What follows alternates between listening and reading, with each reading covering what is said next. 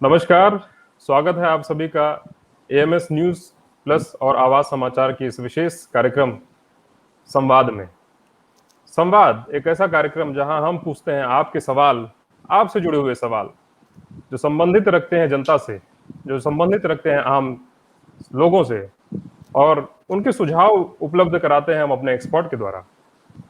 तो आइए, आज विशेष इस परिचर्चा में हमारे साथ है न्यूरोलॉजी डिपार्टमेंट बीएचयू के head of department professor R N. Chaurasia ji, जो आज की परिचर्चा का विषय है न्यूरोलॉजिकल डिसऑर्डर्स और उनके क्योर्स, यानी मस्तिष्क संबंधी बीमारियां एवं उनके उपाय। तो आइए जानते हैं, और स्वागत करता हूं मैं डॉक्टर साहब का। मुझे लगता है कि आप अपने कार्यालय में बैठ के आज आपने हमको समय दिया है, तो जी। मैं बहुत बहुत आभार व्यक्त करता हूं डॉक्टर साहब कि आपने अपना इस अमूल्य समय हमें दिया है। डॉक्टर साहब, मस्तिष्क संबंधी बीमारी जैसा कहा जाता है कि कई तमाम बीमारियां होती हैं मस्तिष्क संबंधी। लोग समझ नहीं पाते हैं कि कौन सी बीमारियां मस्तिष्क संबंधित है। तो कुछ विशेष ऐसे लक्षण हैं क्या जिन्हें आप आम जनता को बताना चाहेंगे? यदि उन्हें ऐसी समस्या या ऐसे लक्षण दिखे तो वो बीमारी मस्तिष्क संबंधी बीमारी हो सकती है।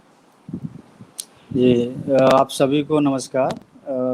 धर्मेंद्र जी ने मेरा इंट्रोडक्शन दे ही दिया। तो धर्मेंद्र जी का पहला सवाल जो है बहुत अच्छा सवाल है कि आप कैसे पहचानेंगे कि ये जो लक्षण है आपको, ये मस्तिष्क से उत्पन्न हो रहा है कि नहीं।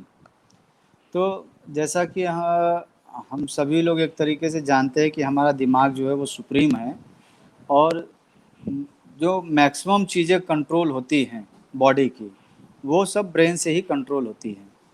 तो ब्रेन में अलग अलग एरिया है, उसका अलग अलग काम है, वो अलग अलग पार्ट्स को कंट्रोल करता है। जैसे हाथ की ताकत को, पैर की ताकत को, ठीक है, चेहरे की ताकत को, याददाश्त को, या फिर कहिए आप जो हमारा विजन है देखने का, सूंघने की शक्ति, ये सारे के सारे जो अंततः हैं, छूने की, जो हमको दर्द महसूस होता है, कोई अगर टच करता है तो जो फीलिंग्स आती है, जो सेंसेशन है, सारे के सारे अंततः जो है कंट्रोल जो होती है वो हमारे ब्रेन और स्पाइनल कार्ड लेवल पे चली जाती है। तो एक तो बहुत आम चीज़ जो है हम बताते हैं कि जैसे अगर आपको किसी भी प्रकार की हाथ में अचानक अगर किसी तरीके से काम करना बंद कर दे, या पैर काम करना बंद कर दे, या दोनों हाथ पैर एक साथ काम करना बंद कर दे, तो ये ब्रेन से समस्या उत्पन्न हो सकती है आपकी। काम करना बंद कर दे डॉक्टर साहब, मतलब कि क्या? मतलब मतलब जैसे झुंझुनाहट हो या जिसको सुन्न हो जिस जाए? जी, जिसको हम लोग कहते हैं कि लकवा मार जाना, मतलब ताकत नहीं रहेगी आपका। जी आप कुछ पकड़ना चाहें तो आपका ताकत नहीं लग पाएगा, आप चीज़ों को पकड़ के उठा नहीं पाएंगे। जी चलना चाहें तो अगर हल्का है लकवा तो आप चल सकते हैं, लेकिन उसमें भी दिक्कत आपको जस्ट थोड़ी देर पहले वाले जो कंडीशंस है आपको जी अंतर मिलेगा। उठना बैठना, सीढ़ी चढ़ना उतरना, ये सारी चीज़ें आपको जो जी ताकत जिसको हम लोग कहते हैं, जी। तो ये ताकत आपकी कम हो जाएगी। हम्म। तो किसी एक पर्टिकुलर पार्ट का, चाहे एक साइड के हाथ पैर का एक साथ हो सकता है, साथ में चेहरे का हो सकता है, तो ये आपके ब्रेन से लक्षण उत्पन्न होते हैं। आपका अचानक आवाज़ चले जाना, जैसे आप अभी बोल रहे थे थोड़ी देर पहले, फिर आपकी आवाज़ पता चला चली गई, तो ये भी ब्रेन से उत्पन्न हो सकती है। जो स्ट्रोक जिसको हम लोग पक्षाघात हिंदी में कहते हैं, जी जी। लकवा की बीमारी में ये हो सकते हैं। तो एक ज लकवा की बीमारी यानी क्या मस्तिष्क से संबंधित पूरी आपकी बीमारियां जी, कनेक्ट कर बिल्कुल। सकते हैं लोग?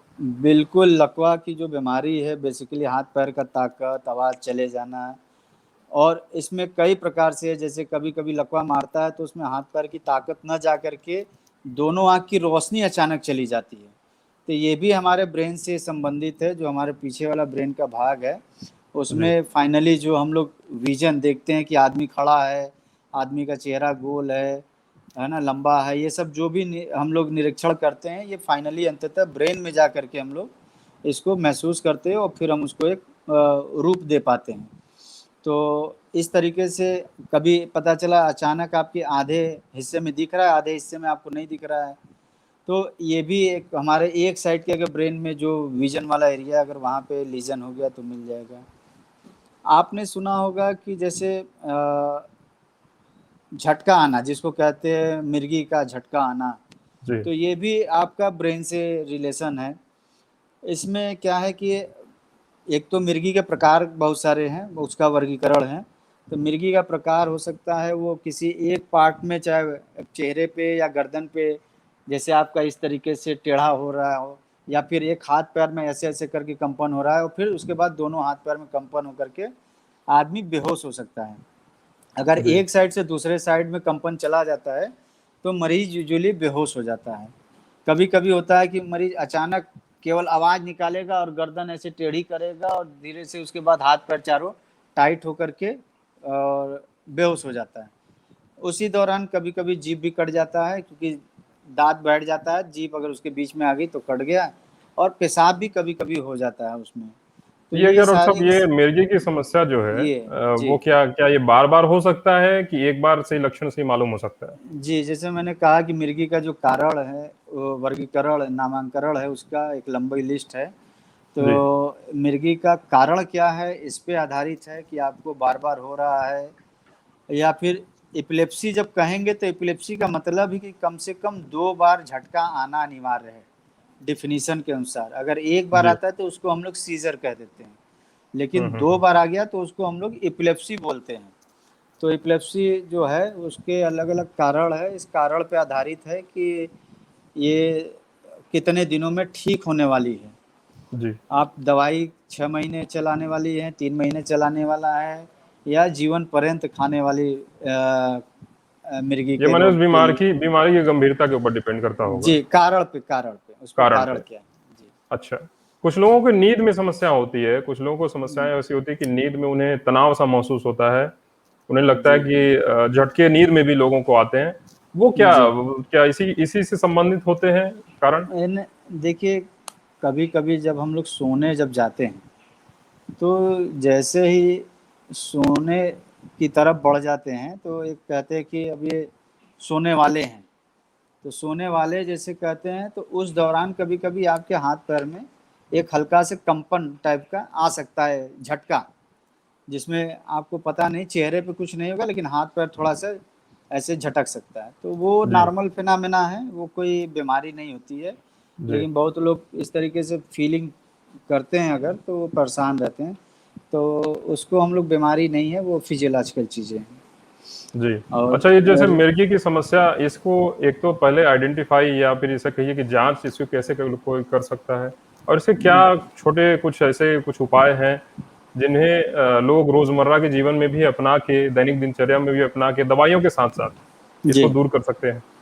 तो जैसा कि मिर्गी, मैंने कहा कि मिर्गी के बहुत सारे कारण होते हैं, और उसको पहचानने के लक्षण भी अभी मैंने बताया कि जी। आप मिर्गी को किसी भी प्रकार से, अगर कहीं गर्दन एक साइड ऐसे अचानक टेढ़ा हो जाता है, आवाज़ के साथ होती है, या साथ में हाथ में, पैर में एक साइड से कंपन शुरू होकर दूसरे साइड का भी तुरंत इन्वॉल्व कर ले, या हुँ। चारों एक साथ हाथ-पैर में कंपन आना हो, टाइट हो जाए और उसके बाद बेहोश हो जाता है मरीज़, तो हुँ। ये मिर्गी का बहुत ही सिंपल लक्षण है, जिसको हम सभी पहचान सकते हैं।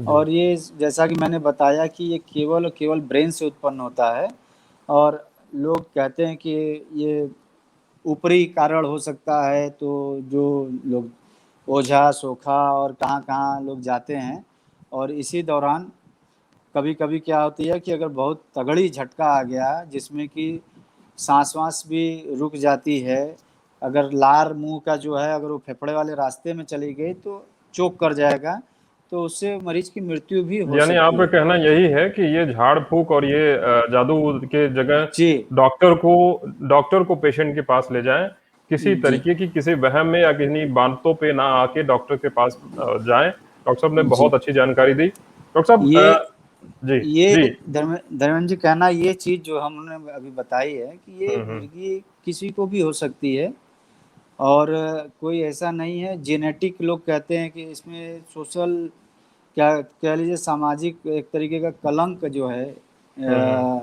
इस बीमारी को लेकर के है, कि मिर्गी वाले बच्चों की शादी ब्याह करने में बहुत परेशानियां आती हैं, परिवार को बहुत सारा कुछ झेलना पड़ता है समाज से। तो आपके चैनल के माध्यम से मेरा लोगों को ये संदेश है कि जैसे आप आम जीवन जीते हैं वैसे ही मिर्गी का भी मरीज आम जीवन जी सकता है। आप जैसे 2 टाइम खाना खाते हैं वैसे ही 2 टाइम अगर अच्छे से जो मिर्गी रोकने की गोलियां हैं उसका आप सेवन करें और डॉक्टर के बताए द्वारा कुछ परहेज करें तो आपका जीवन भर, जैसे अगर किसी की उम्र सपोज करिए कि 90 साल है, जी। तो ये ज़रूरी नहीं कि मिर्गी का झटका आ रहा है तो उसका उम्र घट करके 40 साल हो जाएगा, 50 साल हो जाएगा, या ये वो 90 साल ही जिएगा।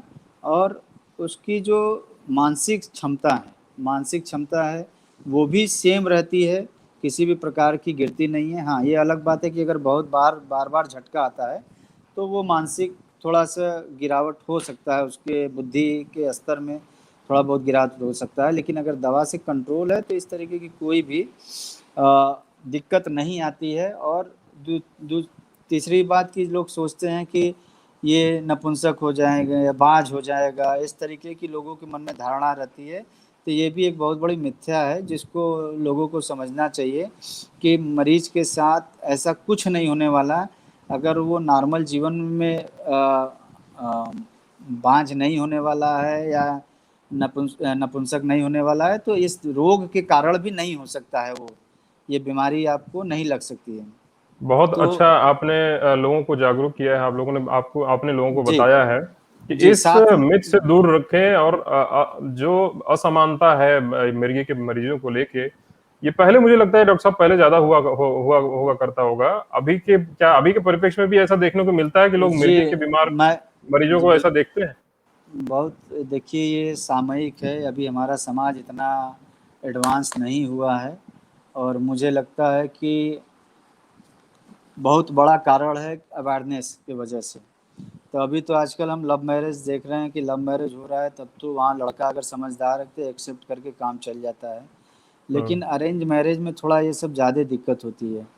घर वाले किसी कारण से अगर छुपा करके शादी कर भी देते हैं तो जब वो पता चलता है बाद में शादी के बाद तो वो फिर वहाँ पर तो थोड़ी प्रताड़ना समस्या का एक के इश्यू बन जाती है, जी घरेलू समस्या कलह की समस्या बन जाती जी है। बिल्कुल बिल्कुल। और ऐसा इसीलिए मैंने कहा कि इस तरीके की समस्या अगर है, अब सपोज करिए कि भाई शादी हो गया और किसी दुर्घटनावश आपका एक हाथ या पैर या कुछ नहीं, किसी कारणवश रोशनी चली गई, तो ये आप थोड़े करेंगे कि आप उसको किसी भी तरीके से छोड़ देंगे वहाँ, जी। जबकि कोई ना कोई अंग आपका चला गया है एक तरीके का। लेकिन इसमें तो आपके सारे अंग वैसे ही काम करते रहते हैं जैसे एक नॉर्मल जी। समय में आप नॉर्मल पर्सन का करता है। तो हम्म। इसलिए इसको बहुत ही समाज का कलंक के रूप में न ले, इसको एक साधारण रोग के टाइप में ले करके हम्म। हमको ऐसे लोगों के साथ सहानुभूति रखते हुए अपने समाज को साथ लेकर के, ऐसे लोगों को साथ लेकर के आगे बढ़ना है। यानी कहने का मतलब कि उन सब लोगों से, मरीजों से किसी भी तरीके का दुर्व्यवहार, भेदभाव ना रखें। जी प्यार से, प्रेम से रहें और बिल्कुल उन्हें साथ दें, उन्हें आपकी साथ की जरूरत पड़ती है।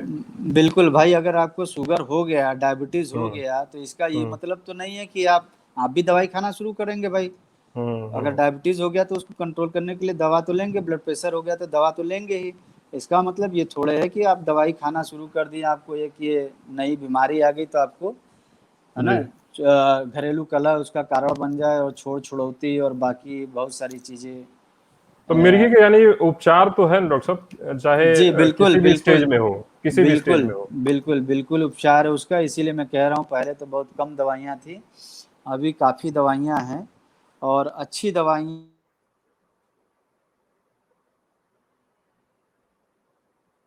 डॉक्टर साहब म्यूट हो गई है आपकी आवाज। हाँ। हाँ, जी जी। साइड इफेक्ट वगैरह नहीं है जी। उसके उसके बावजूद ये सारी चीज़ें हम्म। बहुत अच्छी अच्छी दवाइयाँ हैं और उसका कारण के हिसाब से दवा करते हैं और इलाज बहुत ही यानी अच्छा डॉक्टर के इलाज। पास अगर कंसल्ट करते हैं कोई मरीज, मिर्गी के मरीज, तो उन्हें उपचार संभव है। किसी पूरा तरीके का मिलेगा। ऐसी बीमारी नहीं है कि जिसका लाइलाज है। इसका पूरा मुझे जी लगता है कि कोई कोर्स करने से इसका इलाज संभव है। तो जी डॉक्टर जी साहब एक बिल्कुल। सवाल मैं लूंगा, आपके एक दर्शक हैं, ये जी डॉक्टर प्रदीप अग्रवाल जी, इन्होंने लिखा, sir ji I have having headache daily since last 20 days, जी। समटाइम इट फील्स कि कोई लिक्विड सा फ्लो हो रहा है, but hmm. Mostly around temple area, around temple area, कई बार एकदम अनबियरेबल पेन होता है। आई हैव जी got my eye sights tested and it's normal, what could be the probable reason बिल्कुल। सर, और क्या करना चाहिए to get rid of it? अभी इवनिंग तक से जो नाइट में इनको जो ज्यादा पेन जो होती है। जो इन्होंने बताया, इसको हम लोग क्रोनिक डेली हेडेक के नाम से वर्गीकरण करते हैं। हम्म। जैसे जीव जंतु का क्लासिफिकेशन है, वैसे हेडेक का भी क्लासिफिकेशन है। जी। तो अगर हेडेक की केवल आप क्लासिफिकेशन देखेंगे तो 900 पेज का केवल हेडेक का क्लासिफिकेशन है, तो उसमें से इनको एक प्रकार नौ के सौ पेज का 900 पेज का हेडेक का क्लासिफिकेशन है? जी। तो उसके बहुत सारे कारण हैं, तो उसी के हिसाब से उसका भी नामांकन किया गया है। और इसमें हम लोगों को देखना होता है कि मरीज का लक्षण क्या है, और वो डायग्नोस्टिक क्राइटेरिया के हिसाब से रखना पड़ता है और फिर इलाज करना पड़ता है। तो जी। इनका भी जो है अभी क्रोनिक डेली हेडेक के ग्रुप में आएगा। और अगर ये बीएचयू अगर आ सकते हैं, तो जब रूटीन ओपीडी, चूँकि 20 साल से है, रूटीन ओपीडी जब चलने लगेंगी तो सर एक बार ये इन्होंने आके, डाला है 20 दिन, लास्ट 20 डेज। बस 20 दिन से ही है। 20 दिन से है, हाँ, इन्होंने बीस हाँ, दिन डाला है। तो 20 दिन से तो अलग कारण है। फिर हमने लगा कि आपने कहा 20 साल, तो 20 साल तो अलग कारण हो जी जाएगा। जी जी। तो ठीक है, अभी तो हो सकता है कि अभी समाज में देख रहे हैं कि कोविड के वजह से बहुत सारा, अगर अचानक इनको स्टार्ट हुआ हो तो कम से कम एक सीटी स्कैन पहले करा करके ब्रेन में कोई स्ट्रक्चरल एबनॉर्मलिटी है कि नहीं है, उसको रूल आउट करना चाहिए। जी। वो रूल आउट करने के बाद इनकी ये अवस्था क्या है, अवस्था इन्होंने बताया। इन्होंने अवस्था तो नहीं बताई, लेकिन जी। अगर संभवतः। 50 जी। 50 साल के ऊपर हैं तो कुछ और कारण हो सकते हैं, 50 के हम्म। नीचे हैं तो कुछ और भी कारण है। तो वो इलाज है इसका, आराम से, कोई दिक्कत यानी नहीं है, पहले एक आप बार आकर जांच के। करा लें, सिटी स्कैन, जी। आपके कहने का मतलब कि एक बार सिटी क्योंकि स्कैन अगर जरूर कराएं। 20 जब 20 दिन से इन्होंने कहा, तो 20 दिन से अचानक जब स्टार्ट हुआ तो उसको एक बार स्ट्रक्चरल काजेज रूल आउट कर लेना चाहिए कि कोई ऐसा जी जी ब्रेन में कोई गड़बड़ी की वजह से जो हेडेक है वो जी ना हो। जी। तो आपने सुझाव दिया है डॉक्टर प्रदीप जी को कि आप, प्रदीप जी, अपना एक बार जांच जरूर करा लें। डॉक्टर साहब, इस कोरोना के टाइम में बहुत सारी ऐसी दिक्कतें लोगों को सामना करना पड़ा है। अभी जैसे आप बीएचयू में हैं, आप हेड ऑफ डिपार्टमेंट, वहाँ पे आप एचओडी हैं, तो जी अभी किस तरीके के मरीज आप सुविधा ले सकते हैं? जैसे अभी ओपीडी बंद है, तो टेली मेडिसिन वगैरह की सुविधा अभी शुरू हुआ है, जी। अब उसके बारे ओपीडी में तो, थोड़ा सा जनता को एक बार बताएं कि किस तरह से सुविधा, किस तरह से आपसे कंसल्ट करना चाहें तो कैसे कर सकते हैं? जी बिल्कुल। आ, ये राक्षस रूपी महामारी से हम लोग सभी लोग पिछले साल से परेशान हैं, हम्म। और इसके कारण कितना नुकसान हुआ है हम सभी लोग जानते हैं। और अभी इस साल फिर से जब सेकेंड लहर आई है, तो इसके चलते ओपीडी को हम लोग को थोड़ा कम करके फिर बंद करना पड़ा, क्योंकि केस बहुत ज़्यादा हो गया। जी। तो अभी हम लोग को डायरेक्ट इन पर्सन फिजिकल तो टेली मतलब कि ओपीडी बंद है, लेकिन टेली मेडिसिन से जो है हम लोग देखा जा रहा है। टेली मेडिसिन से आपको रजिस्ट्रेशन कराना है वो बीएचयू की कैसे साइट पर प्रोसेस है डॉक्टर साहब, एक बार जी। थोड़ा सा आप पब्लिक को बताएं। कुछ नहीं करना है, बीएचयू के साइट पे चले जाना है, और वो साइट पे दिया हुआ एड्रेस, आप उस पर रजिस्ट्रेशन करा लीजिए।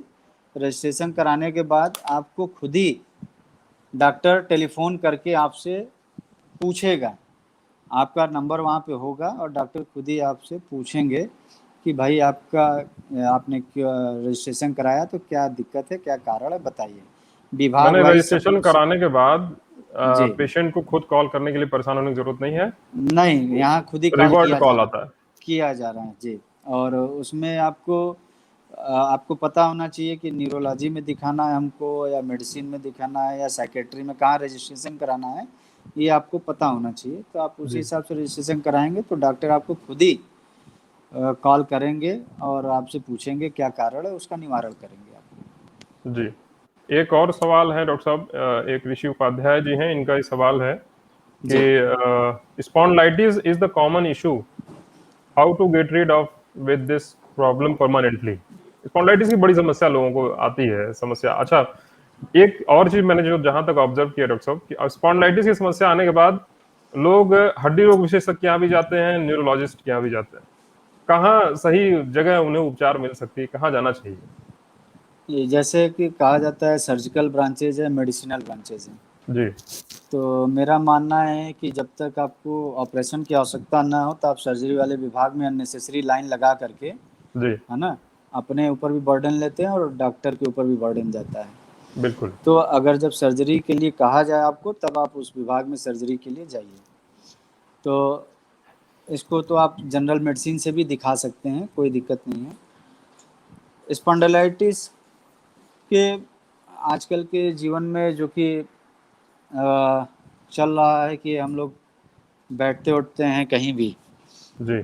तो प्रॉपर पोस्चर ना रहने की वजह से गर्दन झुका करके लिखने पढ़ने वाले जैसे हैं बहुत लोग जो सर पे बोझा ढोते हैं इस तरीके से, तो सामान रख करके चलते हैं, तो ये बहुत कॉमन बीमारी है उन लोगों के लिए। तो इसमें अगर आप प्रिवेंशन मतलब कि बचाव चाहते हैं तो पहले से कुछ गर्दन की एक्सरसाइज होती हैं, वो आपको अगर रेगुलर आप करते रहेंगे तो उससे बचे रहेंगे। बाकी हम्म। कारण क्या है स्पॉन्डिलाइटिस का, उसमें और कितना दबाव है, उसके कारण और क्या लक्षण है, हाथों में भी जा रहा है कि केवल गर्दन तक ही रह रहा है, तो ये सारी चीज़ें देखी जाती हैं और फिर उसी हिसाब से उनका इलाज किया जाता है। जी। बहुत एक मिथ्या है कि लोग चक्कर आता है तो चक्कर जो लोग चले जाते हैं कि स्पॉन्डिलाइटिस की वजह से चक्कर आता है, नहीं ऐसा नहीं है। स्पॉन्डिलाइटिस के कारण चक्कर बहुत ही रेयर है। ये बहुत ही जैसे बहुत एडवांस स्टेज में ख़राब हो जाता है जब आपका जो हड्डी है एकदम सट जाती है गर्दन की आपस में, और उसके बीच से जो खून की नली एक जाती है ब्रेन को सप्लाई करती है, अगर वो किसी कारणवश कंप्रेस होती है तब जाके चक्कर आता है। तो कोई 80-90 साल का बुजुर्ग हो जिसकी हड्डियां काफ़ी सट गई हो, डिस्क की डिजीजेज हो, तब फिर ऐसे केसेस में आ सकता है। अदरवाइज 99.9% में जो चक्कर है स्पॉन्डिलाइटिस से नहीं आती है। लोग एक्सरे करा के गर्दन में कॉलर लगा करके घूमते रहते हैं। तो ये मैं बताना चाहता हूँ लोगों को कि जो चक्कर आवे तो स्पॉन्डिलाइटिस के कारण है, ये ना सोचें।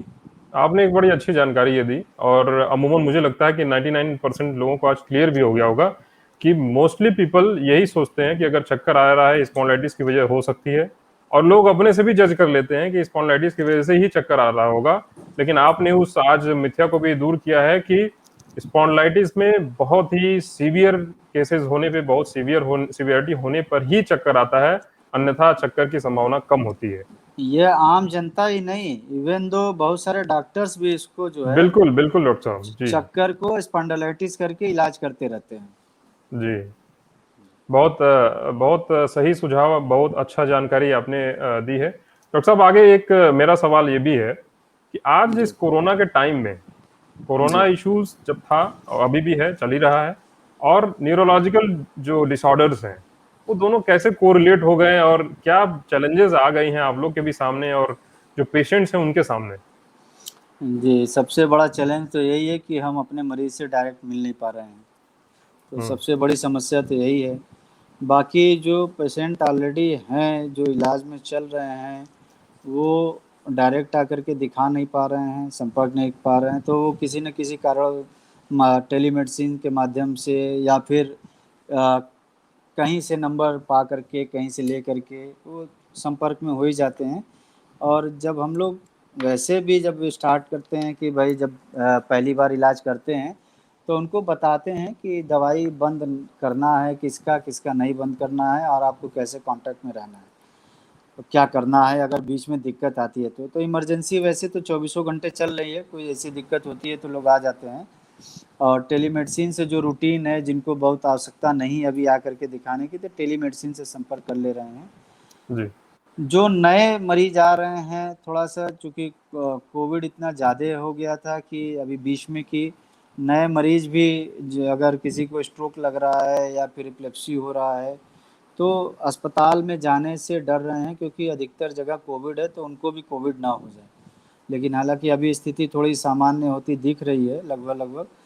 तो अब लोग आ भी रहे हैं, इमरजेंसी में भी आ रहे हैं, और इमरजेंसी में सेवा तो दी जा रही है 24 घंटे।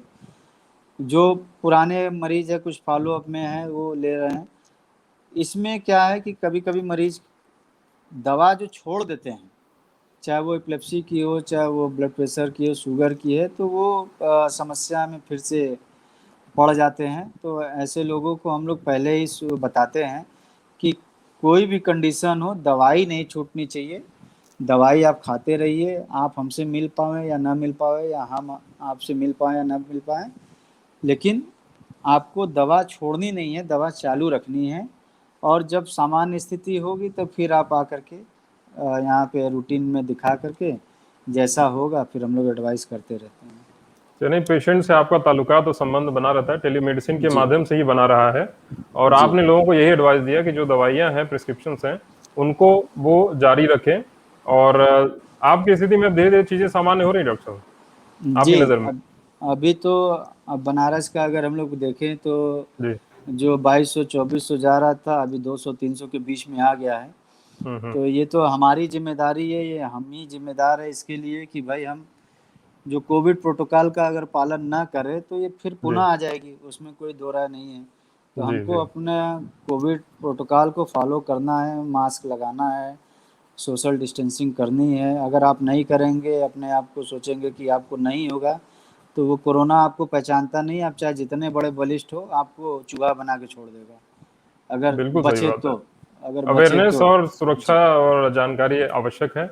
एक अगला जी सवाल है डॉक्टर साहब, ये राजेश द्विवेदी जी का। जी। इन्होंने पूछा है कि सर्वाइकल एक कॉमन प्रॉब्लम है, इसके लिए उनका उन्हें बचाव, ये माने वो जानना चाहते हैं कि इसका कैसे सर्वाइकल से कैसे बचे रहें। जैसा कि हमने बताया कि अभी अगर आपका काम कोई वजन सामान अगर गर्दन पे या सिर पे रख के चलने के बजाय हाथ में लेकर के आप चलें, तो ये एक तरीके का बर्डन जो है गर्दन के हमारे रीढ़ पे कम हो जाएगा, हड्डियों पे कम हो जाएगा, तो इससे बच सकते हैं। आप बहुत देर तक कहीं लिखा पढ़ी कर रहे हो गर्दन झुका करके, तो बीच बीच में अपनी सामान्य स्थिति ले आने की कोशिश करिए। 5 मिनट 10 मिनट बाद आप पुनः उसको बीच में ले आइए। दिन यानी में थोड़ा दो सा बार मूवमेंट दिन एक्सरसाइज जरूरी है। जी, दिन में 2 बार 3 बार आइसोमेट्रिक नेक एक्सरसाइज होती है। उसमें सिंपल है कि रोज़ आप अगर योगा वगैरह कर रहे हो तो सिंपली नेक का भी एक्सरसाइज उसमें आता है, वो आप कर सकते हैं, जिससे कि आप आराम से आगे बीमारी ना हो, या अगर है तो आगे ना बढ़े, उससे हम लोग निजात पा सकते हैं। जी डॉक्टर साहब, आगे बढ़ते हैं। कुछ सवाल स्ट्रोक से संबंधित हैं कि जी अगर एक स्ट्रोक जैसे किसी सामान्य व्यक्ति में आता है, जो जो कभी पहले ऐसा एहसास नहीं किया हो, तो हुँ। स्ट्रोक उसे कैसे पता चले कि ये स्ट्रोक की समस्या हो सकती है? वो सीधे न्यूरो एक्सपर्ट के यहाँ, न्यूरो डॉक्टर के यहाँ जाए और दिखाए। देखिए, जो पक्षाघात स्ट्रोक है इसमें मेनली 2 प्रकार के होते हैं। तो इस 2 प्रकार में एक तो जैसे ब्रेन हेमरेज जिसको हम लोग कहते हैं, दूसरा है इस्चेमिक स्ट्रोक। इस्चेमिक स्ट्रोक में समझिए कि जैसे अगर खेत में पानी अगर आप पाइप से सींच रहे हैं, तो सिंचाई के लिए पाइप से पानी जा रहा है और पाइप आपने ब्लॉक कर दी, तो क्या हुआ कि खेत की सिंचाई बंद हो गई, और जो पौधे हैं उसमें क्या होंगे कि सूख जाएंगे, मर जाएंगे उसके बाद, अगर आपने हम्म। सिंचाई पुनः वो नहीं किया तो ऐसे ही ब्रेन में है। दूसरा है कि खून की नली जो है जैसे ब्रेन में चल रही है, हमारे कोशिकाओं को, सभी कोशिकाओं को, शरीर में जितनी भी कोशिकाएं हैं उसको जो खाना और ऑक्सीजन ये खून के माध्यम से ही मिलता है। तो इसलिए खून हमारा जो है एक एक कोशिकाओं तक पहुंचता है, और वहाँ पे ब्लड के थ्रू ऑक्सीजन और भोजन उस कोशिका को मिलती है, जिससे वो एनर्जी प्रोड्यूस करती है और जीवित रहती है। तो ब्रेन को भी हर एक कोशिकाओं को चाहिए। तो अगर जो हमने कहा कि एक ब्रेन हेमरेज वाला कंडीशन है, दूसरा इस्चीमिक वाला, तो इस्चीमिक वाला तो उसमें जिसमें आपका पाइप ब्लॉक हो गया तो हम्म। सप्लाई कट हो गई। दूसरा है कि अगर पाइप में बहुत प्रेशर है या पाइप किसी कारणवश क्षतिग्रस्त हो गया है तो वो फट जाएगा। फट जाएगा तो क्या होगा, पानी बाहर आ जाएगा पाइप से। तो वैसे ही खून की नली जो है अगर फट जाती है तो वो खून बाहर आ जाता है ब्रेन में, उसको हम लोग ब्रेन हेमरेज कहते हैं। तो ये मुख्यतः 2 प्रकार का होता है। तो एक ब्रेन हेमरेज है, एक इस्केमिक स्ट्रोक है। लक्षण क्या उसमें कारण सब होते में हैं डॉक्टर साहब, इसके लक्ष्य लक्षण के साथ क्या जी, कारण मैं हो सकते हैं? अभी आता हूँ उस पर अभी। जी तो ये जो 2 मुख्य प्रकार के स्ट्रोक जिसको हम लोग पक्षाघात बोलते हैं, ब्रेन हेमरेज और इस्केमिक स्ट्रोक। इसमें लक्षण अगर हम लोग देखा जाए तो लक्षण जैसे कि अब मैंने बताया कि किसी भी एक साइड का हाथ पैर का ताकत अचानक चले जाना, उसमें आधा चेहरे का भी जा सकता है एक साइड का। तो हाथ पैर और चेहरे की जी ताकत चले जाना, ये तो क्लासिकल हो गया। साथ में अगर रोशनी वाले एरिया में है या फिर उसमें जो रोशनी कैरी करती है जो फाइबर्स कोशिकाएं, अगर वो भी अफेक्टेड हो रहा है तो हमारी रोशनी भी अफेक्टेड होगी कि आधे में दिख सकता है, आधे में नहीं दिखेगा। आवाज़ वाले एरिया में है जहाँ से बोली उत्पन्न होती है तो वहाँ आवाज़ भी चली जाएगी आपकी, तो मरीज बोलना बंद कर देगा, आवाज़ बोलने चाह के भी नहीं बोल पाएगा। अगर इसी तरीके से ब्रेन के पिछले वाले हिस्से में है जहाँ से हम लोग समझते हैं, जहाँ से हम लोग समझते हैं बातों को, अगर जैसे अभी अगर हम फ्रेंच भाषा नहीं जानते हैं और अगर आप हमको फ्रेंच भाषा में न्यूज़ सुनाएंगे तो हमको कुछ भी समझ में नहीं आएगा, क्योंकि वो जो आप सुना रहे हैं डिकोडिंग एरिया हमारा उसके लिए डिकोड नहीं कर पा रहा है। तो अगर वहाँ के एरिया में चला गया तो हम आपकी बातों को समझना भी बंद कर देंगे, या आप जो कहेंगे आपकी बातों को भी मरीज समझना बंद कर देगा, तो वो अनाप शनाप बोलता रहेगा। तो इसमें लोगों को लगता है कि ये पागल हो गए हैं, अनाप शनाप बोल रहे हैं, तो ये भी एक स्ट्रोक का लक्षण है। तो इस तरीके से मेन जो लक्षण है ये सारे मैंने आपको बताए। और आपको अगर इस तरीके से कोई भी लगता हो मरीज का तो तुरंत आप नियर बाय अस्पताल में जहाँ पर भी हो उपलब्ध आपके डॉक्टर, जा करके तुरंत दिखावें। तो जिनका इस्कीमिक जी जी, हम्म मैं इस्कीमिक स्ट्रोक में जो है, हम्म इस्कीमिक स्ट्रोक की अच्छी बात ये है कि इस्कीमिक स्ट्रोक में जो पाइप ब्लॉक होती है, पाइप ब्लॉक होने वाली जो होती है उसको हम लोग पाइप एक दवाई देकर के खोल देते हैं तुरंत। तो जो कोशिकाएं मरने वाली होती हैं, मरने के बाद जो उनसे लक्षण उत्पन्न होने वाले होते हैं वो बहुत 90 से 95% तक कम हो जाती है। तो इस्कीमिक स्ट्रोक वाले में अगर आप 4.5 घंटे के अंदर अस्पताल में पहुंच गए हैं और आपका सीटी स्कैन हो गया है तो ये दवाई आपको दी जा सकती है।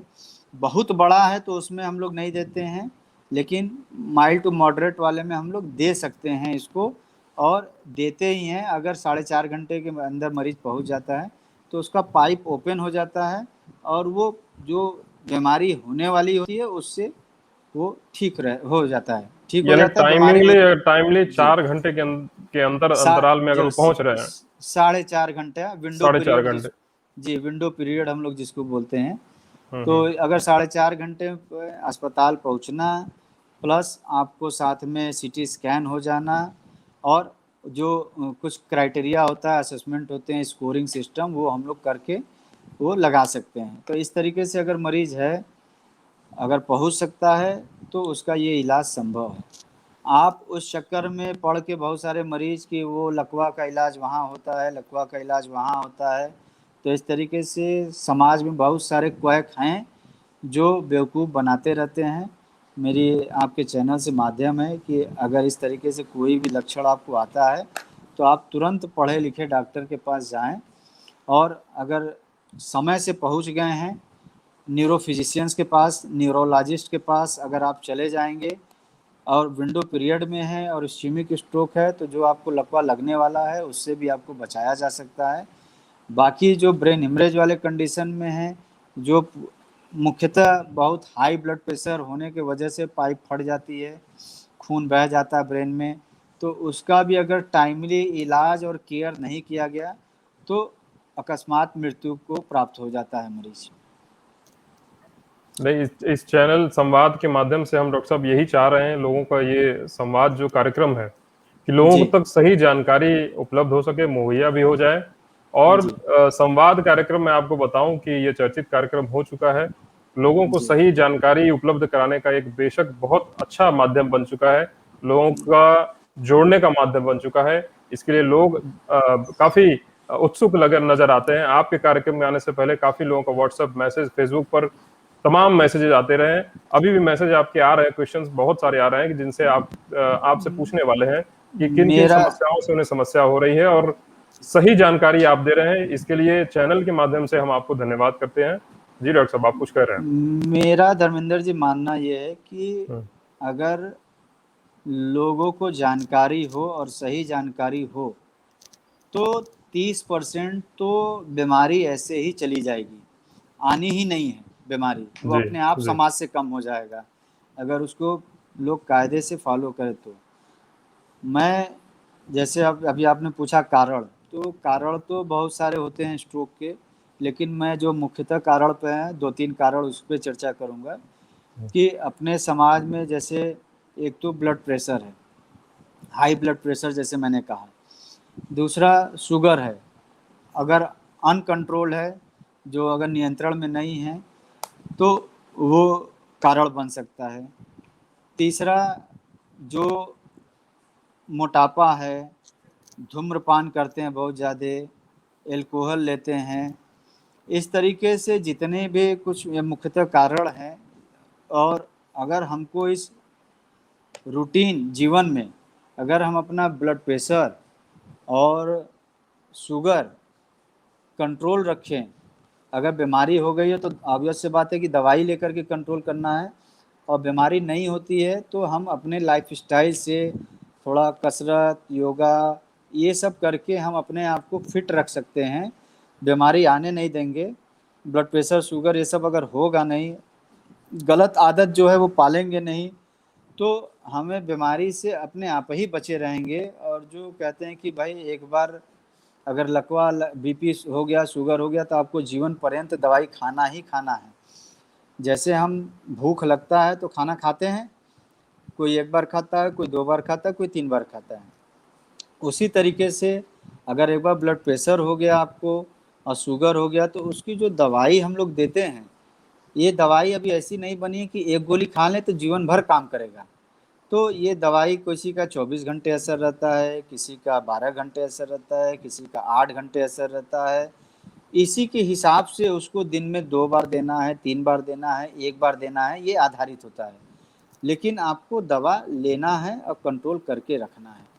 ये दवाई बहुत सारे मरीजों को दिया जाता है, उसमें बहुत प्रकार की दवाइयाँ हैं, बहुत सस्ती दवाइयाँ भी है और अच्छी दवाइयाँ भी है। तो दवा मरीज को बताई जाती है, लेते हैं, कुछ दिन लेते हैं, फिर छोड़ देते हैं और वो पुनः उसी बीमारी से फिर से ग्रसित होकर के चले जाते हैं। तो अगर बार-बार लकवा लग रहा है, सपोज़ करिए एक बार में लकवा लगा, अगर आपका 1/3 ब्रेन आपका ख़त्म हो गया, तो आपका तो भाई आधे ब्रेन 2 बार में ख़त्म हो जाएगा, तीसरी बार लकवा लगेगा। अगर आप जीवित बचे तो आप किस काम के रह जाएँगे? आप वैसे भी बिस्तर पे ही पड़े रहेंगे और आपके लिए एक 24 घंटा तीमारदार चाहिए जो आपकी नर्सिंग केयर और बाकी चीज़ों का ख्याल रख सके। और समस्या तब और आती है अगर घर का अर्निंग मेंबर जो है वो इस बीमारी से दिक्कत में पड़ जाए तो पूरा परिवार ही एक तरीके से बिखर जाता है टाइप से। कहाँ से वो सोर्स ऑफ इनकम गया, तो आप कहाँ से कमाई नहीं बिल्कुल। है तो खाएंगे कैसे और क्या करेंगे। तो जी जी। इसलिए मेरी आपके चैनल के माध्यम से मेरे सबसे जितने भी श्रोता लोग सुन रहे हैं, वो एक तरीके से और समाज में जागरूकता फैलावें कि अगर बीपी शुगर है तो एक बार हो गया तो उसको हमको दवा खा करके कंट्रोल करके रखना है। नहीं रखेंगे तो शरीर में कॉम्प्लिकेशंस आना ही आना है। बाद में आपका गुर्दा खराब होगा, हार्ट खराब होगा, ब्रेन खराब होगा, ये सारे के सारे चीज़ें आपके खराब होनी है और नर्वस सिस्टम जो है वो भी आपका गड़बड़ होना ही होना है। तो इसीलिए हमको उसको कंट्रोल करके रखना है।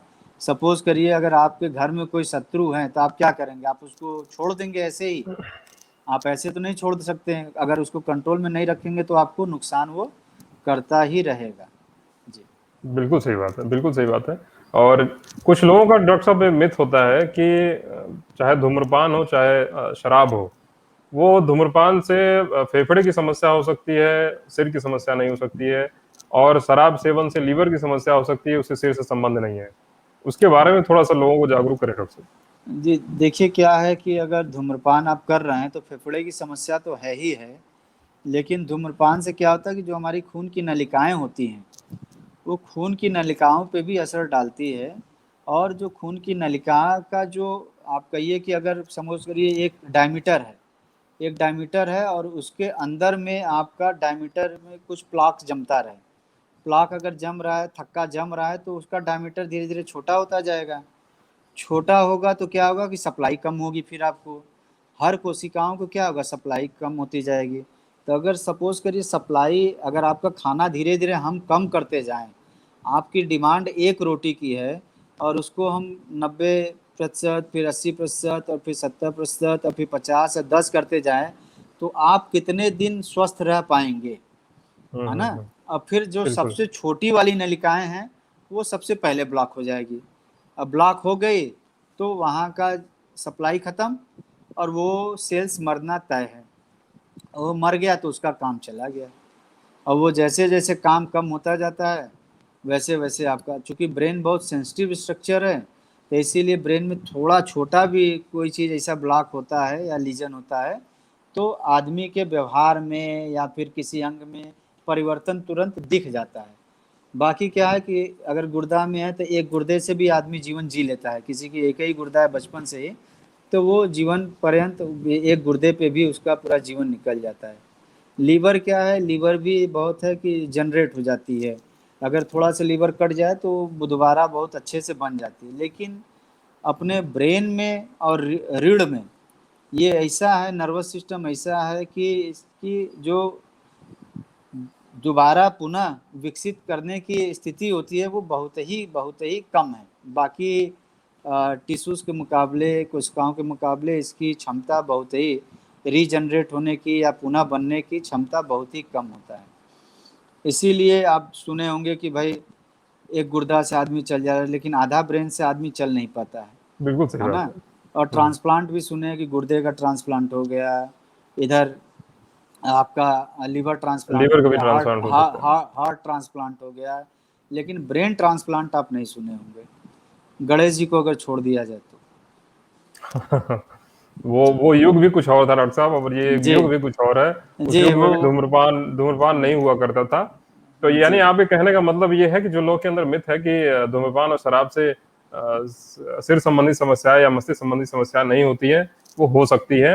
या बिल्कुल ऐसा भी होता है बिल्कुल, डॉक्टर साहब होना कि ही होना है। जिन्हें समस्या है, जिन्हें किसी तरीके की समस्या है, सिर संबंधी समस्या, अगर वो इसके इस्तेमाल कर रहे हैं तो इसका मतलब वो बढ़ भी सकता है, उसकी बिल्कुल सीवियरिटी भी बढ़ बढ़ेगा, सकती है। बिल्कुल बढ़ेगा। अगला अगला एक सवाल है डॉक्टर साहब, रामजी श्रीवास्तव जी का है कि इन्होंने पूछा बैक साइड ऑफ हेड में प्रेशर आ रहा है जी, और हैवीनेस बैक साइड में है। इन्होंने CT scan is clear but still getting problem. अब ये देखना पड़ेगा कि इनको कितने दिनों से है। हम्म। तो बैक साइड में जो पेन है उसके भी कई कारण हो सकते हैं।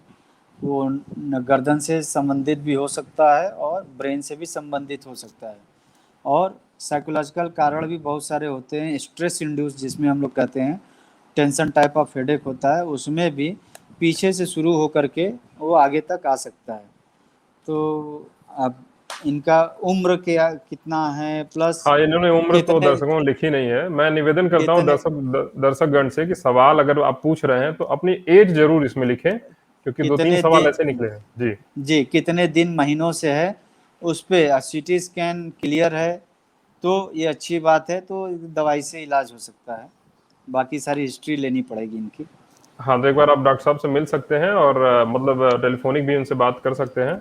एक अगला सवाल इनका ये है, इनका मैसेज आ गया है 50 प्लस है, जी, 50 प्लस है। तो अधिक बीपी शुगर इनको कुछ है कि नहीं है ये पूछना पड़ेगा, क्योंकि हाई बीपी की वजह से भी वैसे हो सकता है, लो बीपी की आप वजह से भी होता है। तो आपका इनका बीपी कार्यक्रम पहले जी। एक बार चेक करवा लें, हम्म। एक बार बीपी चेक करवा लें, देखें कितना है। इस 50 प्लस में पहले ब्लड प्रेशर आपको चेक करवा लेना चाहिए। यानी सारी रिपोर्ट करने के बाद एक बार आपसे कंसल्ट कर सकते हैं बीएचयू में। बिल्कुल एकदम इलाज है उसका, कोई दिक्कत नहीं है। बिल्कुल बिल्कुल, तो घबराने की जरूरत नहीं है, डॉक्टर साहब ने बताया है आपको। एक और सवाल मैं आपका ले लेता हूँ। इन्होंने, राकेश तिवारी जी, इन्होंने पूछा है कि sir, hello sir, neck pain बना हुआ है 15 दिन से, मुझे लगता है वही एक इशू आप जो बताएंगे कि पोस्चरल डिफेक्ट्स इस समय काफी है, लोग घरों में बैठे हुए हैं, मोबाइल देख रहे हैं, और जी। हो सकता है कि ऐसी चीजें हो सकती हो। इनसे पहला सबसे सवाल मेरा ये पूछना पड़ेगा कि ये क्या जब सो के उठे तब ऐसी समस्या आई क्या, या फिर कोई दिन में काम वाम कर रहे तो उस टाइम हुआ, तो अगर यदि सो करके उठ। ऑनलाइन होंगे अभी तो जी। संभवतः आपके सवाल ये सुन पा रहे होंगे और जवाब भी देंगे इस पे अपना। जी ठीक है। अच्छा, एक एक डॉक्टर साहब, एक और जो सवाल इसमें आता है अब आज के समय में, जैसे सिर दर्द की समस्या लोगों को होती है, ये सिर दर्द की कितने प्रकार, जैसे आपने बताया कि बहुत सारे प्रकार होते हैं, किसी को जी। माइग्रेन हो कहते हैं, किसी को कोई और समस्या कहते हैं, तो ये जी हेडेक को क्या है, ये एग्जैक्टली इसको कैसे लोग आइडेंटिफाई कैसे करें कि क्या प्रॉब्लम हो सकती है? अगर आपको देखिए, उम्र है, हेडेक के बहुत सारे कारण हो सकते हैं। उसमें चोट के कारण भी हो सकता है, उसमें कोई गांठ है उसके कारण हो सकता है, उसमें कोई गांठ, कोई इन्फ्लेमेटरी गार्ड जिसमें कि रिएक्शन की वजह से, सूजन की वजह से उसके चलते हो सकती है, कोई ब्रेन ट्यूमर हो उसके वजह से हो सकती है, अगर पानी का बहाव जो है ब्रेन का किसी तरीके कारणवश रुक रहा हो उसके वजह से हो सकता है। ये सब मैं स्ट्रक्चरल कॉजेज बता रहा हूँ, जी। जिसमें कि आपके सीटी स्कैन या एमआरआई कराएंगे तो इसमें आपको परिवर्तन, चेंजेस देखने को मिलेगा। किसी प्रकार का इन्फेक्शन हो जिसको हम लोग मेनिंजाइटिस कहते हैं, या फिर ब्रेन का सच इंकेफेलाइटिस में तो कम है लेकिन मेनिंजाइटिस में ज़्यादा होता है। तो अगर इन्फेक्शन किसी प्रकार का हो ब्रेन का तो उसमें आपको ये मिल सकता है। और माइग्रेन हम लोग तब कहते हैं जब माइग्रेन के भी उसमें प्रकार है, सब प्रकार है। तो माइग्रेन में आपके जो सीटी स्कैन या एमआरआई है वो आपको नॉर्मल होना चाहिए, और एक उसका डायग्नोस्टिक क्राइटेरिया है, जब तक वो एपिसोड मतलब कि रह के आएगा, उसका एक ड्यूरेशन है कि इतने देर के बाद रहेगा, उसके कुछ बढ़ाने घटाने वाले कारण होते हैं कि कुछ चीज़ों से वो बढ़ जाता है और कुछ चीज़ों से वो घट जाता है, तो उसके बढ़ाने घटाने वाले फैक्टर्स होते हैं। ये बहुत सारे उसमें क्राइटेरिया है जो आदमी जब पढ़ेगा तभी जान पाएगा। यानी तो उससे अच्छा वो है कि डॉक्टर आपके का पास पहुंचे। वो डॉक्टर का काम है। अगर हाँ। आपको इस तरीके से अचानक हो रहा हो, अचानक शुरू हो गया हो और बना हुआ है, बार बार हो रहा है, तो आप जरूर कंसल्ट करें। एक बार आया और फिर चला गया तो उसके लिए आपको फिर दिखाने की कोई आवश्यकता नहीं है कभी भी। और जी। अगर 50 साल के ऊपर है तो ब्लड प्रेशर तो एक कारण जरूर रूल आउट कर लेना चाहिए। और एल्डरली है तो एक टेम्पोरल आर्थराइटिस नाम की भी बीमारी होती है। अगर केवल यहाँ पे और यहाँ पे किसी एक साइड जैसे दर्द हो रहा दोनों साइड, तो उसमें एक ब्लड का भी टेस्ट हम लोग करा करके देखते हैं, एक चीज़ बड़ी होती है और फिर उसका इलाज हम लोग देते हैं। ये डेंजरस कंडीशंस होती है जो हमने कहा स्ट्रक्चरल एबनॉर्मलिटी वाले, तो इसको आप इलाज नहीं करेंगे तो ये बढ़ता जाएगा और अ, आपको किसी भी स्तर तक, कोमा तक पहुंचा करके मृत्यु तक हो सकती है मरीजों की यानी इसमें। आपका यही कहना है कि किसी तरह की सेल्फ एनालिसिस से अच्छा है कि डॉक्टर से संपर्क करें, जी। आपसे बीएचयू में अगर आपसे भी संपर्क कर सकते जी। अगर अगर आपका बना हुआ है तो आप जरूर किसी न्यूरो यानी फिजिशियन को, कंसिस्टेंसी है, अगर एक फिजिशियन बार को। होता है, एक बार जी। होता है तो प्रॉब्लम नहीं बार है, लेकिन अगर वो बार बार बार बार हो रहा होता है है तो वो जरूर चेक दिखाएं। कराने के लिए जरूरी है। जी। तो अगला सवाल एक है डॉक्टर साहब, इनका है, राकेश जी का है। अच्छा, इनका जी राकेश जी का ये है कि नेक पेन वाला जो, अच्छा इन्होंने जो पूछा जी। है जी कि 15 दिन हाँ। से इनको, इन्होंने बताया है कि 40 साल की उम्र है, शुगर बीपी की प्रॉब्लम नहीं है, ये हमेशा कंटिन्यू इनको दर्द बना रहता है। तो इनको एक बार दिखाना पड़ेगा, उसका कारण असेसमेंट करना पड़ेगा। अगर 15 दिन से ही है तो हम्म। यूजुअली क्या होता है कि कभी कभी हम लोग ऐसे नॉर्मल पोस्चर में सो जाते हैं, तो जब उठते हैं तो गर्दन पे और पंखे पे दोनों पंखों के बीच में पेन होने लगता है और गर्दन घुमाने में भी दिक्कत होती है। तो ये पोजिशनल कारण है, पोजीशन की वजह से ऐसा कारण होता है। तो उसके लिए टेम्परेरी कुछ मसल रिलैक्सेंट के साथ पेन किलर देते हैं तो ठीक हो जाता है। हाँ। तो 5-7 दिन अगर कोई मसल रिलैक्सेंट के साथ पेन किलर ले लें तो वो ठीक हो जाएगा। नहीं होता है अन्यथा तो फिर आप ज़रूर संपर्क करें। ना जरूरी है। एक अगला सवाल है नीरज प्रताप सिंह का। इन्होंने बताया कि लेफ्ट साइड माइनर पैरालिसिस अगर हो गया है तो वो ठीक हो जाएगा या नहीं, और उम्र है 64 साल, और बीपी शुगर दोनों है। इनका हाँ मतलब तो सवाल यही है कि क्या अब ठीक हो सकता अब है या इन नहीं? अब इनका इस्कीमिक स्ट्रोक था कि हेमरेजिक स्ट्रोक था, ये देखना पड़ेगा। ओके। और बीपी शुगर दोनों हैं, तो मोस्टली हो सकता है इसमें दोनों कंडीशंस आ सकते हैं। ब्रेन हेमरेज की वजह से भी हो सकता है, और जो इस्कीमिक स्ट्रोक दूसरा वाला बता रहे हैं उसके कारण भी हो सकता है। तो ये डिपेंड करता है कि कितना एरिया मरा हुआ है जी। और इन्होंने कितने अच्छे तरीके से एक्सरसाइज की। अगर एक्सरसाइज कर रहे हैं तो हम्म। ऊपर में जो स्टिमुलेशन जाता है ब्रेन में, तो कुछ कुछ जो नर्व्स होते हैं वो दोबारा बनता है।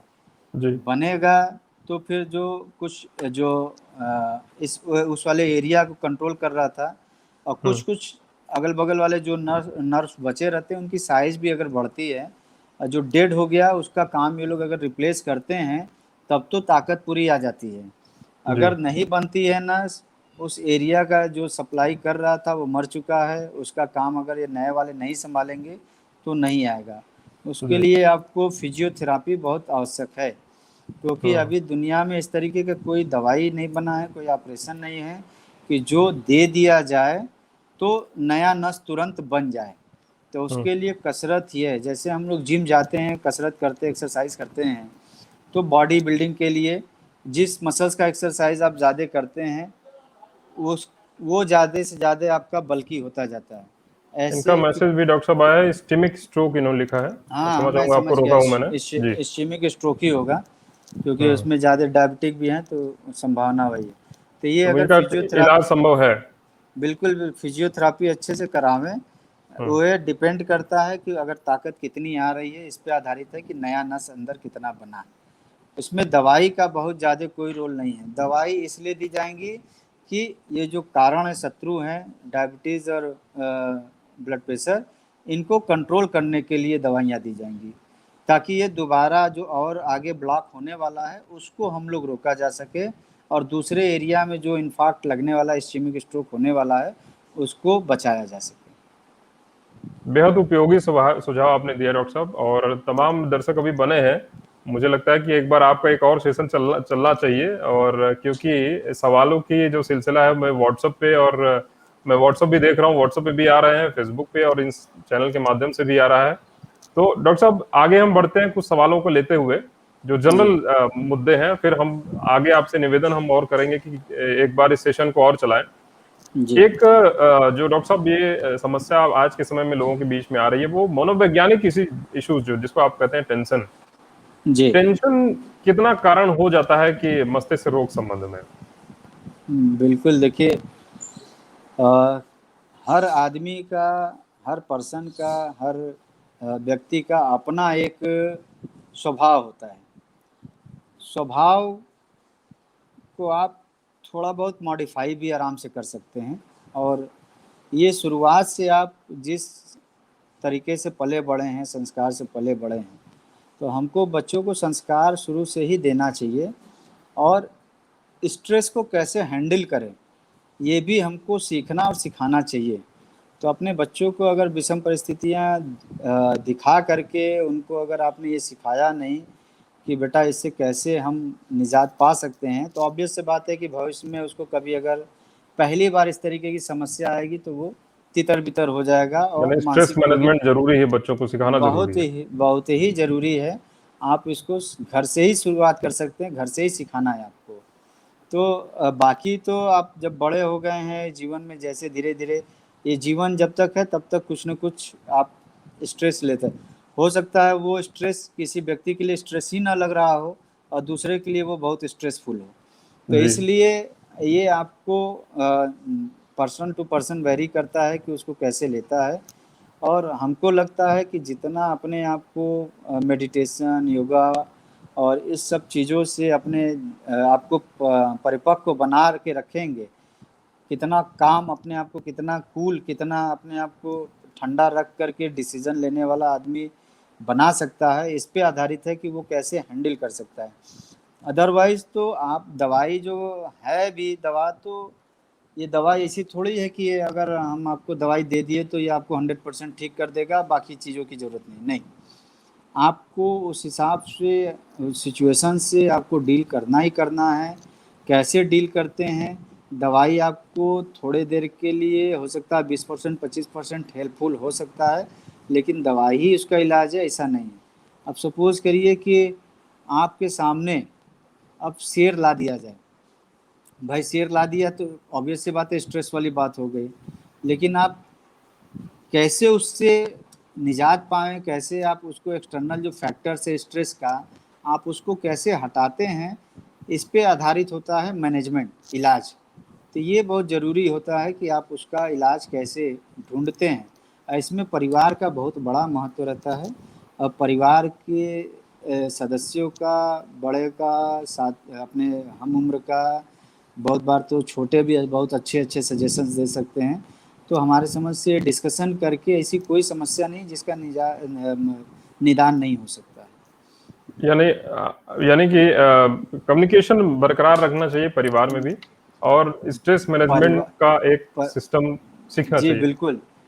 बहुत बार तो आदमी अगर स्ट्रेस में है, तो अगर परिवार में संवाद कर लेता है, उस चीज़ों को लेकर के कह देता है, तो कह देने भर से वो गायब हो जाता है उसका स्ट्रेस। तो इस तरीके से कम्युनिकेशन गैप, संवाद का जो सिलसिला है वो परिवार में हमेशा चलते रहना चाहिए।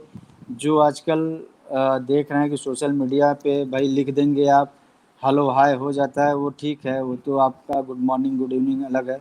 लेकिन अगर घर में हैं, तो घर में आपको संवाद रखे रहना चाहिए, और संवाद में अगर आप घर में संवाद कायम किए हुए हैं अच्छे से, तो अब मुझे नहीं लगता कि इस तरीके की कोई समस्याएं हैं जिसका निदान नहीं हो सकता है। जी डॉक्टर साहब, कुछ वीडियो पे है, आपके कुछ पेशेंट्स हैं जो आना चाहते हैं, मैं उनमें से कुछ एक लोगों को लेता हूँ समय का, या हम्म। कुछ लोगों को ध्यान रखते हुए। ये आप अपना सवाल पूछें।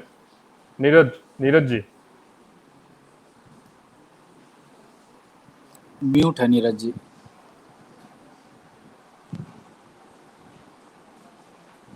काफी देर से इस सिस्टम पे थे।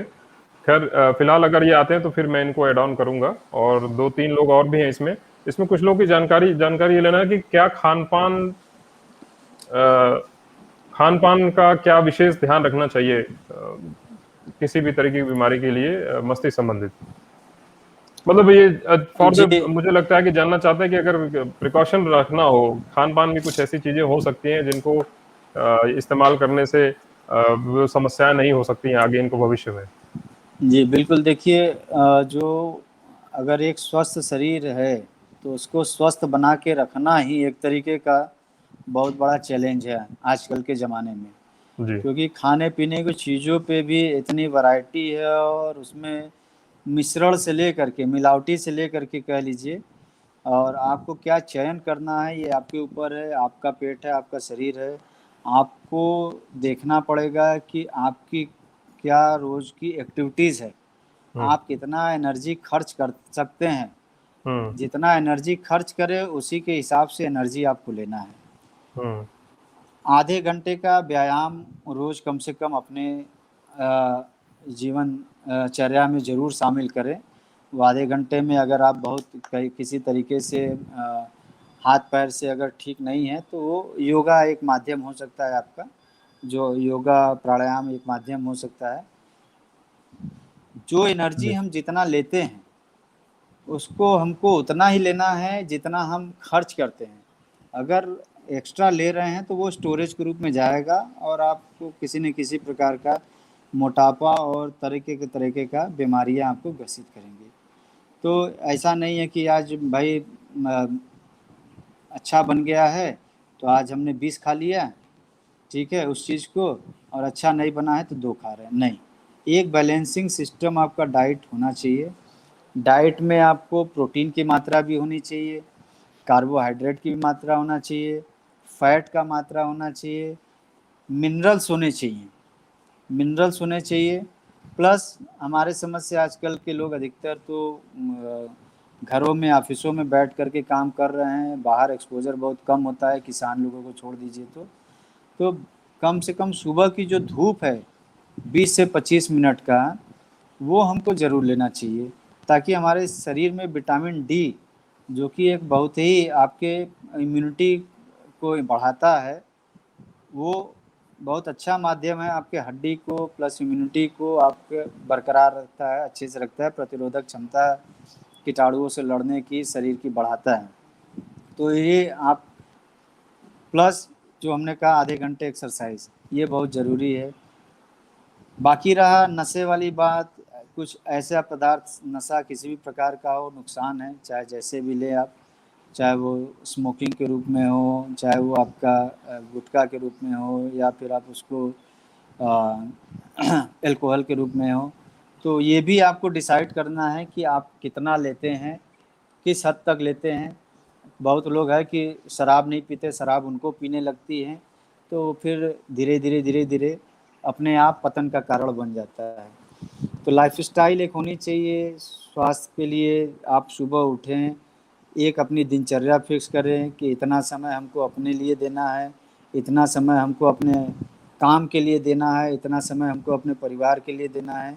तो उसमें आप जो अपने लिए समय निकालते हैं, उसमें आपका नित्य क्रियाक्रम के साथ साथ सोने का प्लस आपके व्यायाम का ये होना चाहिए, प्लस उसमें में से आपको आप परिवार में कितना समय देते हैं, सबका एक बैलेंस आप अपने आप को बना करके रखेंगे तो जीवन में हमको लगता है बीमारी से आप दूर ही बने रहेंगे। एक अंतिम सवाल डॉक्टर साहब मैं आपसे पूछूंगा कि जी क्या ऐसी सावधानियां, क्या ऐसी जानकारी, क्या ऐसे कुछ ऐसी चीजें आप बताना चाहते हैं जो आम जनता के लिए उपयोगी हो, या कोई अपील करना चाहते हो इस चैनल के माध्यम से जो जी यहाँ के दर्शकों के लिए और आम जनता के लिए बहुत ही उपयोगी हो?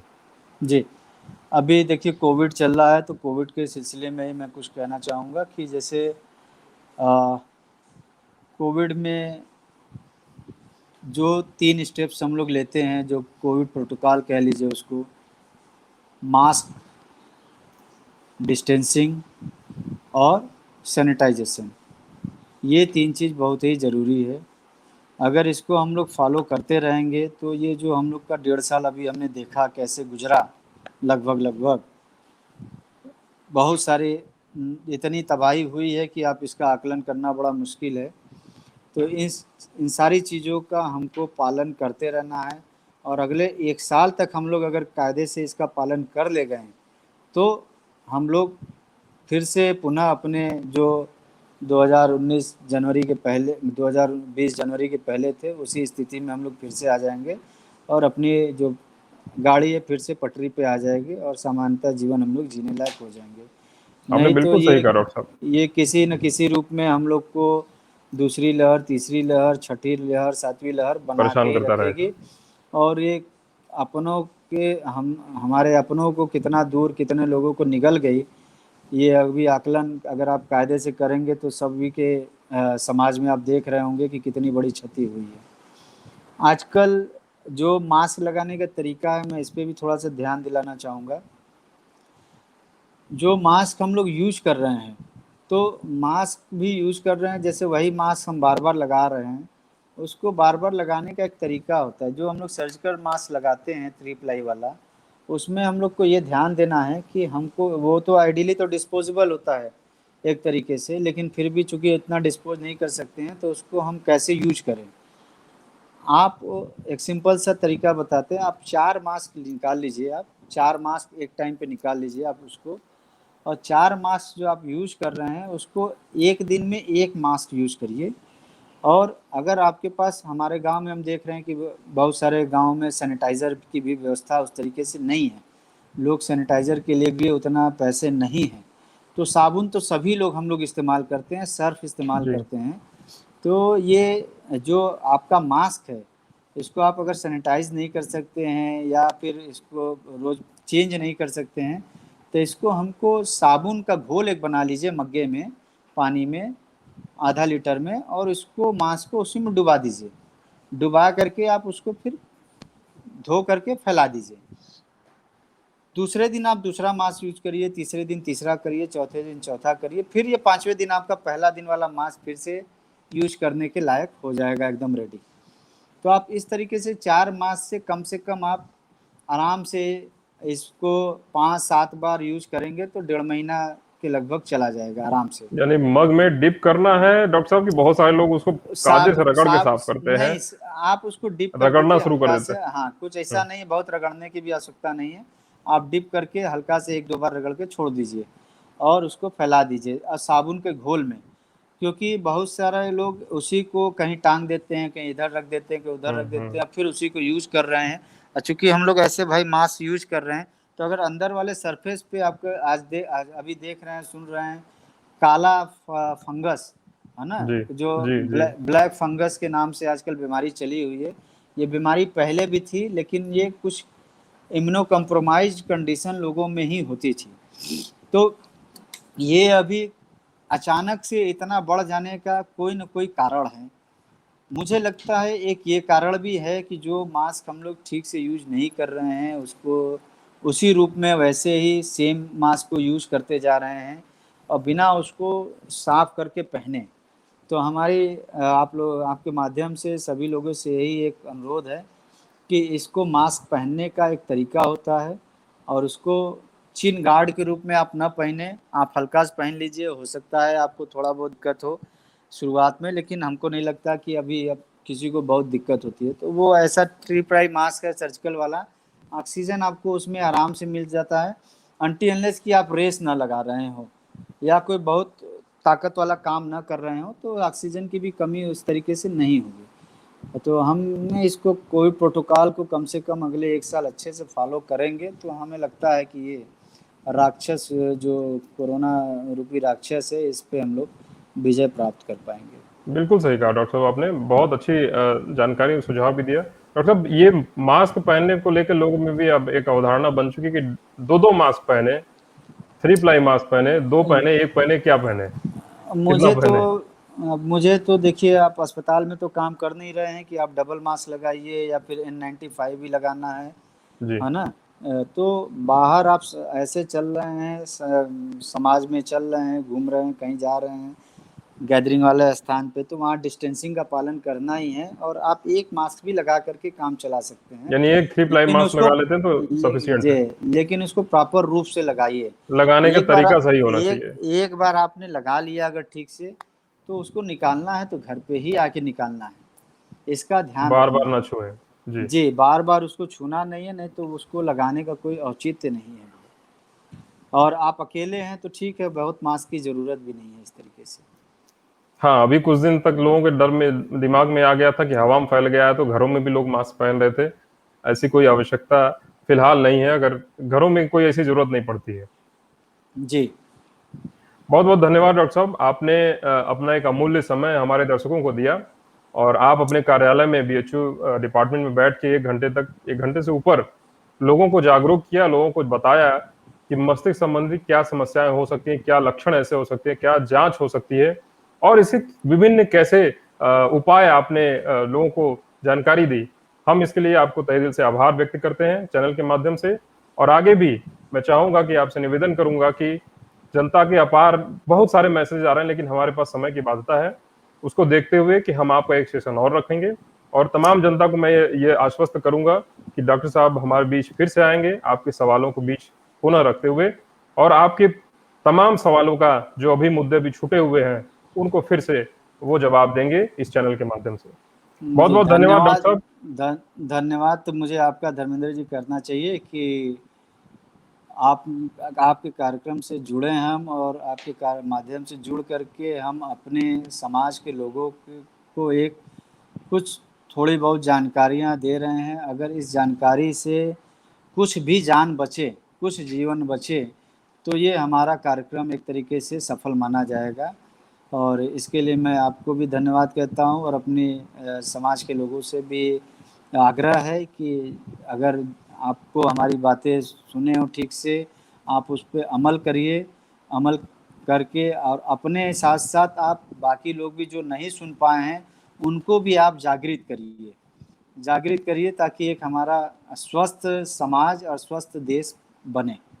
जी, बिल्कुल बिल्कुल, बहुत बहुत धन्यवाद डॉक्टर साहब आपका एप्रिसिएशन के लिए और इस चैनल के एप्रिसिएशन के लिए। बिल्कुल ये संवाद सार्थक हुआ है, आज का भी ये संवाद काफी सार्थक हुआ है और इस संवाद को हम सार्थक बनाते चलेंगे आगे भी।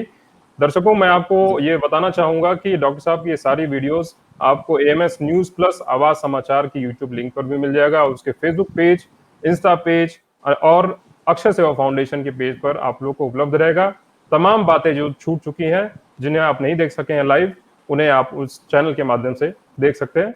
पुनः मैं डॉक्टर साहब का अभिवादन करता हूँ। बहुत बहुत धन्यवाद। जी नमस्कार। धन्यवाद।